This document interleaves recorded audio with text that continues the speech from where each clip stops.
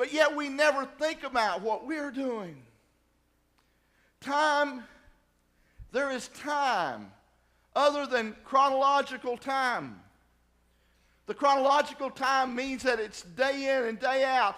Every hour comes is followed by another hour. If it's 10 o'clock now, it'll be 11 o'clock next, and then it'll be 12 o'clock. And that is chronological time as we go on and on and on. But yet the Bible says that chronological time one day will end. And that's exactly what James was telling us here.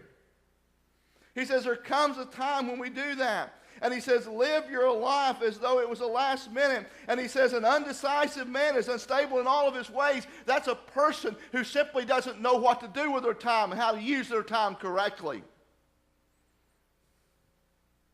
Sometimes we find ourselves in humble circumstances, he said. Don't exalt yourself in that. But he says sometimes if you have everything that you would ever imagine to want, you'll realize that humiliation will come when you're depending on those things. And just as Moses wrote to us, that one day all those material things that we are rushing so hard to get our hands on and live our life with will mean absolutely nothing. For Peter reminded us that as opposed to chronological time, there is eternal time with God. He tells it to us so beautifully. And he gives us an illustration. I'm sure many of you heard it. It comes in 2 Peter, the 3rd chapter, verse 8, near the end of the writings of Peter. He didn't write near enough for us. God didn't choose to use him that way. But he simply said this: one day with God can be as 1,000 years. And even though you've been with God for 1,000 years, it'll only seem like you've been there one day. Think about that. Time becomes irrelevant. Time is not what we are driven by in eternity. We are driven by the presence of God and our presence in his presence.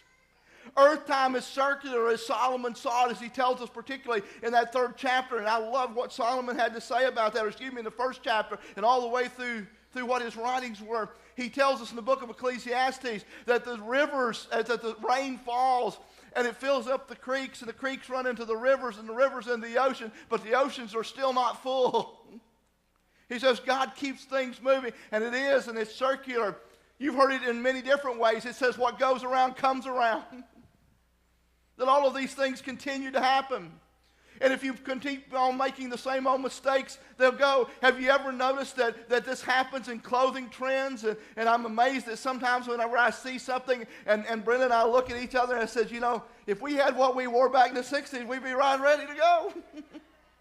You know, they just kind of are circular, aren't they, in those things? Steve still got some of his. All right.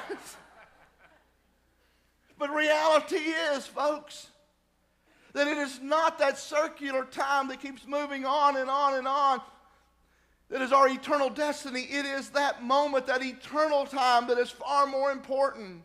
So when we understand that time is limited, we need to learn how to make the best of the time of our life, both chronologically and eternally. We need to do that. And that's what James is talking about here. Because he gave us that same illustration about what the grass, just as Moses did, about the sun coming up and drying those things up. So how do we make the best of our time? A.W. Tozer wrote to us many years ago in his book, The Knowledge of the Holy. The days of the years of our life are few. Most of us understand that. And swifter than a weaver's shuttle. Life is a short and fevered rehearsal for a concert we cannot stay to give. Just when we appear to have obtained some proficiency, we are forced to lay down our instrument. There simply is not enough time to think, to become, to perform what constitution of our nature indicates we are capable of.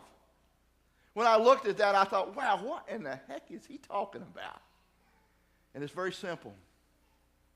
We are driven and driven and driven to accomplish, but we never, ever perform the concert that God has prepared for us. Folks, what he is saying is it time to look at the reality that there are some things more important than others. James describes this life in the same way here, when he says it is simply a vapor that rises so quickly, just as steam does off a kettle, life does. And it quickly arrives, but just as quickly as it arrives, it quickly disappears. And I see that day in and day out in life, that we are going and coming, and people are going and coming without regards, and yet there can be a moment when one family is devastated. And one of the most strange things that happens in my life almost on a weekly basis is I'm here consoling a family who has just lost someone who had just has died, and all of a sudden over the PA system at the hospital I hear Brahms' lullaby coming on, knowing that a baby has just been born. What a dualistic kind of moment that is.